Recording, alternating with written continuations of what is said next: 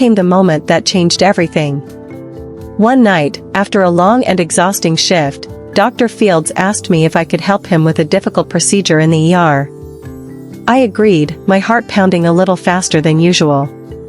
As we worked together, I could feel the heat between us.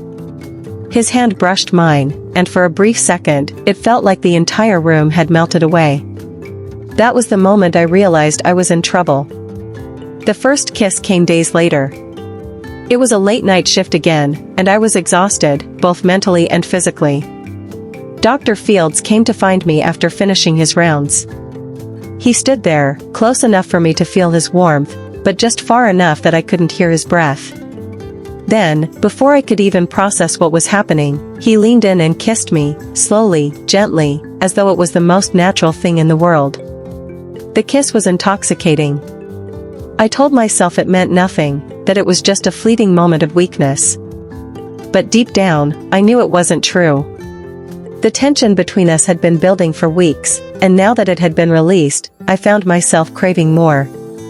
And so, we continued this dance, a dangerous one, stealing moments in empty hospital rooms, hiding our growing attraction behind the guise of professionalism. But even as I indulged in the affair, something inside me struggled. I wasn't just betraying the ethics of my profession. I was betraying myself. I didn't know who I was anymore, caught between desire and responsibility. To anyone who might be listening, I want to say thank you.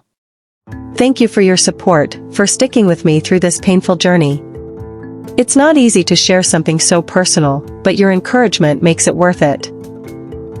So, as I continue to share this story with you, know that your likes, comments, and messages give me the strength to keep telling the truth, no matter how complicated or painful it may be.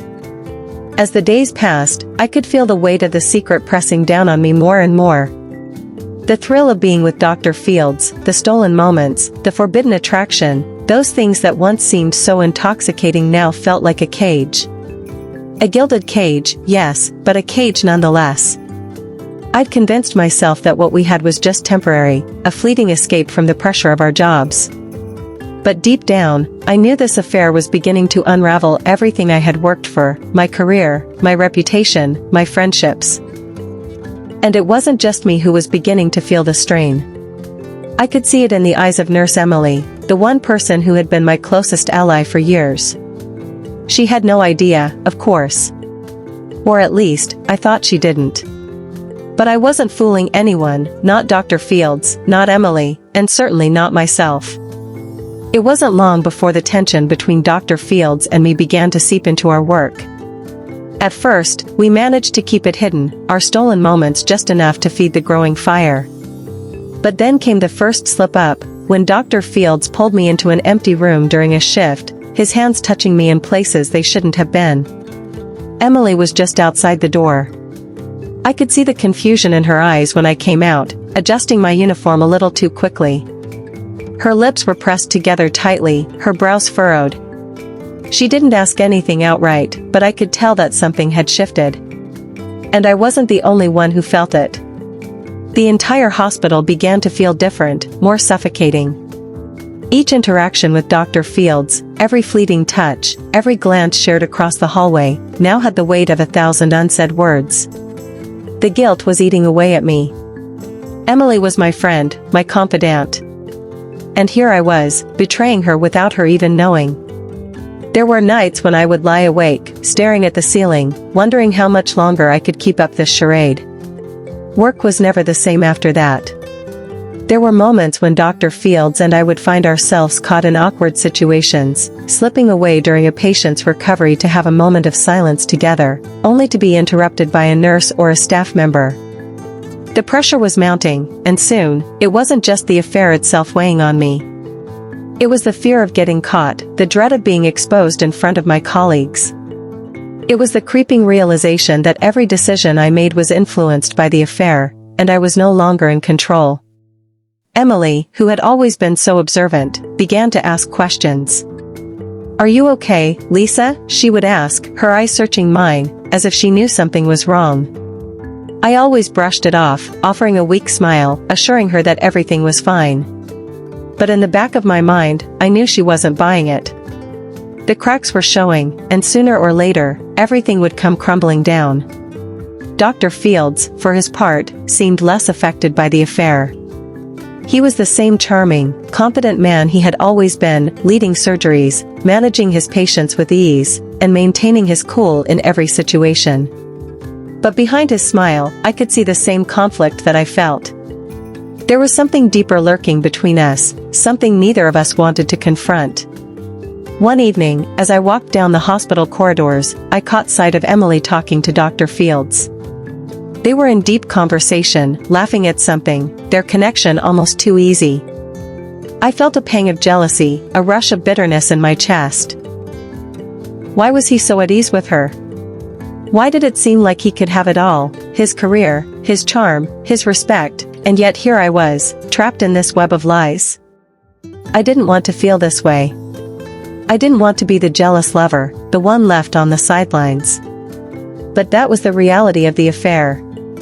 I was the one hiding in the shadows, the one who couldn't show his face in public, the one who was living in constant fear of being found out. And then came the night that everything changed. It was late again, just past midnight. I was sitting in the break room, mindlessly flipping through a medical journal, when I heard the familiar sound of footsteps approaching. I looked up, and there stood Emily, her expression unreadable. "Lisa, we need to talk," she said quietly, her voice calm but firm. My heart stopped. I knew what was coming. The guilt in my stomach twisted tighter as she pulled up a chair and sat across from me. Her eyes were sharp, but there was a sadness in them that I hadn't seen before. I could feel the weight of her stare as she waited for me to speak. I don't know what you're talking about," I said, trying to play it cool. But my voice cracked slightly, betraying me. "Don't lie to me," she snapped, her voice now tinged with anger. "I've seen the way he looks at you, the way you look at him. And I know you, Lisa. You're not stupid. You know exactly what's going on." I didn't say anything. The words were stuck in my throat, trapped behind the overwhelming wave of shame that crashed over me. "Why didn't you tell me?" she asked, her voice softer now, but still filled with hurt. "Why didn't you trust me enough to be honest?" I didn't want to hurt you," I said, barely above a whisper. She shook her head, her disappointment written all over her face. "You've already hurt me, Lisa." "But what about him? What about Dr. Fields? You think this is just some game? Some affair that doesn't matter?" I could feel her words sinking in, tearing through the facade I had built around myself. She was right. This wasn't a game. And it wasn't just an affair. It was something that had consumed me, changed me. And in the process, it had ruined the trust one had with the one person who mattered. As Emily walked away, leaving me alone in the break room, I couldn't help but feel a sense of finality. The truth was out.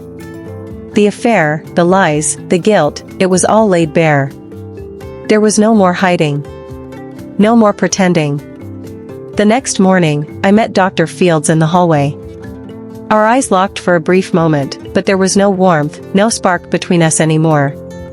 Only the coldness of what we had done, the undeniable truth that we could never go back to the way things were. "I think we need to talk," I said, my voice steady but my heart pounding. Dr. Fields nodded, his face unreadable. "Yeah, I think we do." And just like that, the affair was over. As I sit here now, reflecting on everything that has happened, I realize the cost of keeping that secret was far greater than I ever imagined. I lost more than just a professional reputation. I lost my friendship with Emily, and I lost the person I used to be. I don't know what the future holds for me, but one thing is certain, I will never be the same again. Thank you for listening. For your support and your understanding. It hasn't been easy sharing this, but I hope, if anything, it shows the dangers of letting a secret take control of your life.